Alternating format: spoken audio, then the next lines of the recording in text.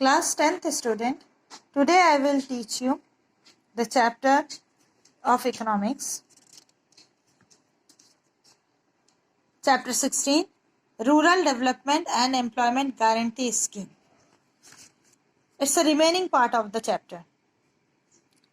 Main features and implementation of scheme. ये कैसे इस स्कीम को इम्प्लीमेंट किया जाएगा वो प्रोसीजर यहाँ बताया गया है. First of all, the family should be local resident of the gram panchayat. जहाँ भी काम है उसका जो फैमिली है वह लोकल होनी चाहिए, उसी ग्राम पंचायत के तहत उसका घर होना चाहिए. The family should be registered in the local gram panchayat. Gram panchayat में उसका नाम भी उस फैमिली का रजिस्टर्ड होना चाहिए. The family should obtain the job card from the gram panchayat. उसको जॉब कार्ड भी मिला होना चाहिए.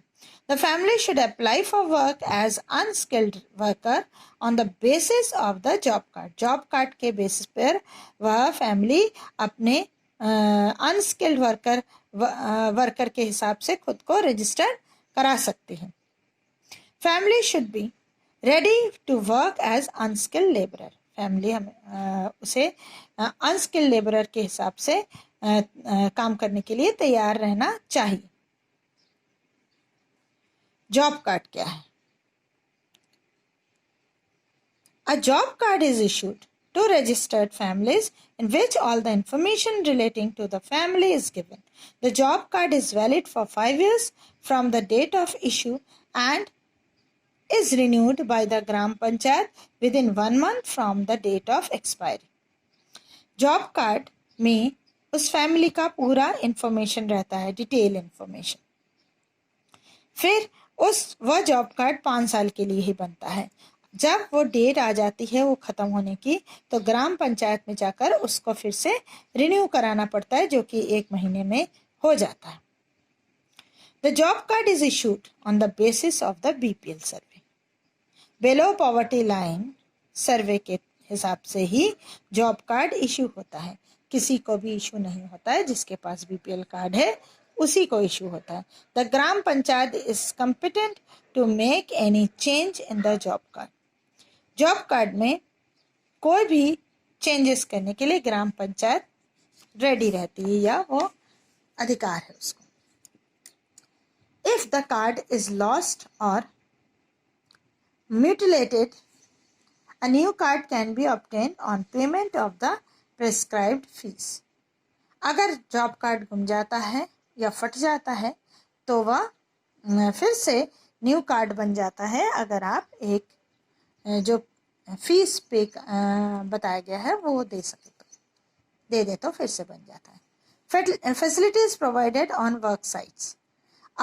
आप जहाँ पर काम करने जा रहे हैं नेशनल रूरल गारंटी स्कीम के तहत, तो आपको उस काम की जगह पर क्या क्या फैसिलिटीज मिलेंगी. First, safe drinking water and shelter for rest. First aid facilities and medicine in the case of injury, accident और sickness. If there are 5 or more children below 6 years of the age with the working woman, a separate woman worker shall be entrusted the job of looking after such children. जब काम करने वाली औरतों के साथ 5 से ज़्यादा 6 साल की कम उम्र के बच्चे आ जाते हैं, यदि आए तो एक औरत को जॉब में रखा जाता है जो उनके बच्चों की देखभाल करे.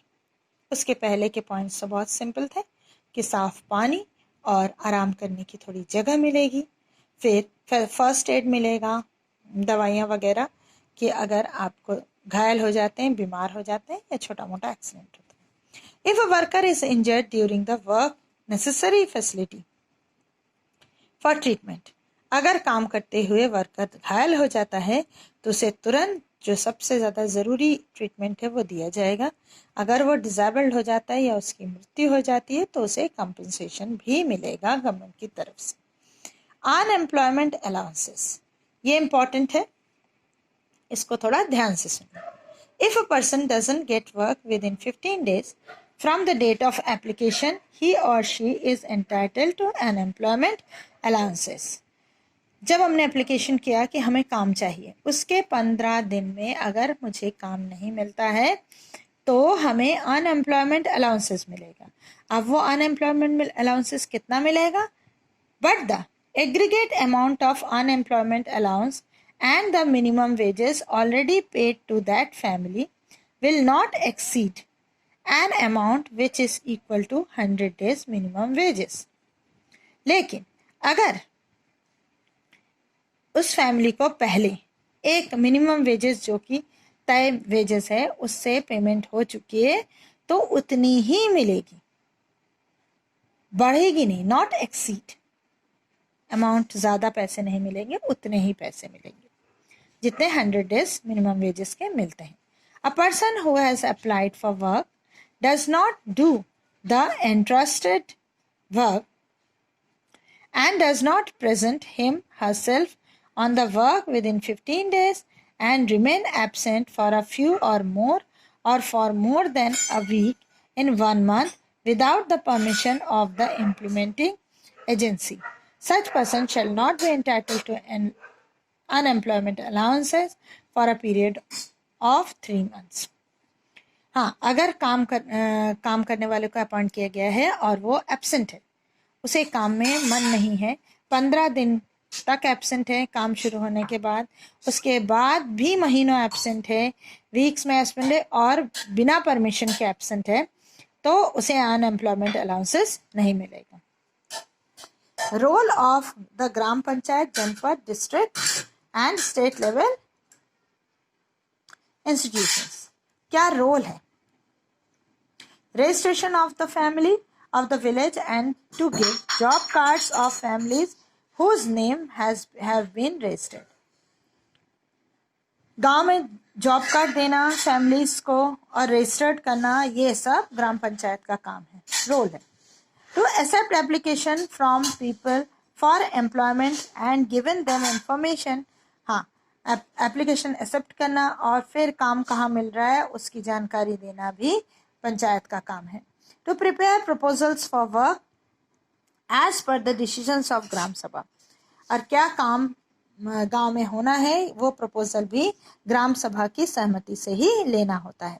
To get the estimate of the proposal work prepared for सब इंजीनियर से एक जो भी प्रपोजल है काम का उसका एक एस्टिमेट बनाना होता है. To indicate estimate of expenditure on labor, material and other heads expenditure on in the proposal. और प्रपोजल में ये सारी चीज़ें लिखनी भी होती हैं, इंडिकेट करनी होती हैं. To start work approved by the programme officer और चीफ एग्जीक्यूटिव. काम कौन शुरू करता है? ऑफिसर, चीफ एग्जीक्यूटिव ऑफिसर या programme officer of the Janpad panchayat. To supervise the work being implemented in the panchayat area. और पंचायत एरिया के अंदर जहाँ काम हो रहा है वहाँ सुपरवाइजेशन भी होता है, उसकी जांच परख भी चलती रहती है, इम्प्लीमेंट करना पड़ता है. सोशल ऑडिट, ये एक पॉइंट है. ये क्या है? Importance of social audit. Audit means जांच. सोशल ऑडिट मीन्स वो जो काम हो रहा है नेशनल रूरल गारंटी एक्ट की स्कीम के तहत, उस काम में काम सही से हो रहा है कि नहीं उसकी जांच भी होती है. तो ये जांच इसलिए होती है कि जहाँ पर इंस्पेक्शन का प्रोविजन नहीं होता है, जांच का प्रोविजन नहीं होता है, वहाँ पर काम कैसा हो जाता है? ढिलाई देने वाला. और इरेगुलरिटीज होती हैं, अकाउंट में होती है, करप्शन होता है, भ्रष्टाचार होता है और भी ढेर सारे इरेगुलरिटीज उन कामों में देखने को मिल जाते हैं. Importance of social audit. Transparency in the scheme. Social audit का इंपॉर्टेंस क्या है? कि काम में कोई भी स्कीम लागू हो उसमें पारदर्शिता होती है. ट्रांसपेरेंसी मीन्स कि पैसे प्रॉपरली आए, कितने आए, वो प्रॉपरली डिस्ट्रीब्यूट हुए कि नहीं, मटेरियल कितना आया, कैसा आया, सारी चीज़ें बिल्कुल clear. Important in ensuring participation of common people. साधारण लोगों को काम मिले उसका भी इंश्योर हो जाते हैं, मतलब वो मिल रहा है कि नहीं. It helps in realisation of responsibility. Gram sabha और ग्राम पंचायत को ये एक बड़ी जिम्मेदारी है. उन्हें फील होता है कि वह रिस्पॉन्सिबिलिटी, जिम्मेदारी का एहसास होता है. किसको? ग्राम सभा और ग्राम पंचायत को. It helps in making them aware about their rights. और social audits people in making use of their rights and arousing awareness in them. जब चेकिंग होती है, कोई भी ग्राम सभा का कोई भी चेक कर सकता है, उससे हमें अपने अधिकारों का बोध होता है कि हम ये कर सकते हैं. Helpful in making the scheme effective. और जो स्कीम है वो बहुत ठीक से काम करती है. Helpful in controlling irregularities. और ऐसे चेकिंग होने से इरेगुलरिटीज पर भी कंट्रोल लगता है. Committee for redressal of complaint. अब कोई भी काम होता है उसमें ढेर सारे कंप्लेन होते हैं. अब उसका निवारण कौन करेगा? निवारण करने के लिए ग्राम पंचायत लेवल में हर 6 महीने में इंस्पेक्शन होता है और उसको चेक करने के लिए sub divisional officer passing a resolution to that effect. Sub divisional officer जिम्मेदार होते हैं. जनपद लेवल में कौन जिम्मेदार होता है? If a complaint is received relating to the Janpad level और programme officer, CEO Janpad, the district programme coordinator, collector. अगर जनपद लेवल में कोई घपला या कोई भी गड़बड़ी दिखती है तो कोऑर्डिनेटर, डिस्ट्रिक्ट प्रोग्राम कोऑर्डिनेटर कौन होता है? उस डिस्ट्रिक्ट का कलेक्टर, वो एक्शन ले सकता है. District panchayat level.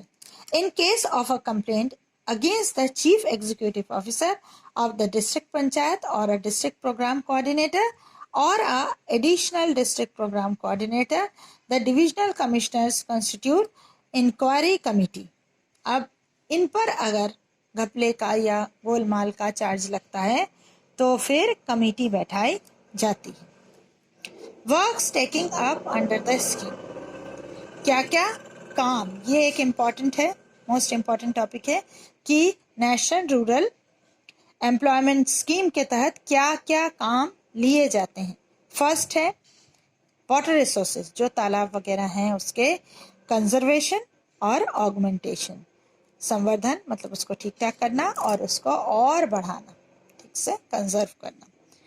Afforestation, plantation programme to prevent drought condition, पेड़ लगाना. Canals and small medium irrigation projects, छोटे छोटे इरिगेशन प्रोजेक्ट्स बनाना. सिंचाई की सुविधाएं करना, कैनल्स भी, नहरें भी बनाना. Irrigation facilities, horticulture development and land improvement programme, जो बंजर ज़मीन है उसको ठीक करना, सुविधाएं, सिंचाई की सुविधाएं करना, फूलों की खेती करना, ये सारे डेवलपमेंट होते हैं. शेड्यूल कास्ट और शेड्यूल ट्राइब्स की ज़मीन को family living below poverty line, जो गरीब रेखा के नीचे हैं और उनके पास छोटी छोटी ज़मीन के टुकड़े हैं, उसमें इंदिरा आवास योजना, घर वगैरह बना के देना. उनके पास घर नहीं है तो इंदिरा आवास योजना के तहत. Development and improvement of traditional water resources, जो प्राचीन उनके तालाब वगैरह हैं उनको इम्प्रूव करना, ठीक करना और उसका डेवलपमेंट करना. लैंड डेवलपमेंट वर्क, ज़मीन ठीक ठाक करना, उसको और डेवलप करना. Flood control, protection, drainage arrangements, नालियाँ वगैरह खुदवाना. वाटर क्लॉगिंग, कहीं पानी जम रहा है कि नहीं वो देखना. Perennial road in rural areas. Perennial roads means अच्छे अच्छे रास्ते, मतलब ऐसा कोई गांव ना बचे जहां रास्ते ना हो. रूरल एरिया में लगातार रास्तों का निर्माण करना, रोड्स बनाना. Any other works notified by central government in consultation with the state government. State government से बात करके अगर कोई और वर्क